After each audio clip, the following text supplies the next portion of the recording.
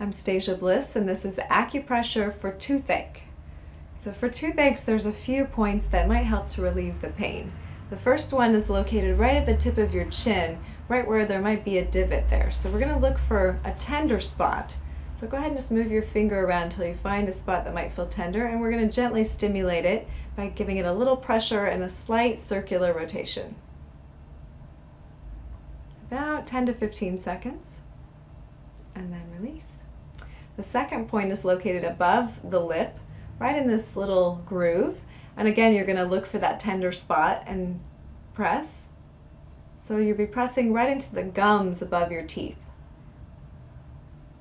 And again, about 15 seconds, and then release.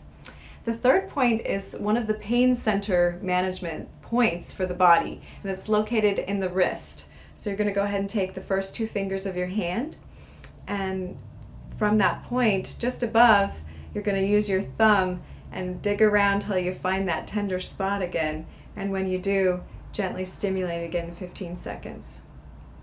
And you're going to do that on both wrists.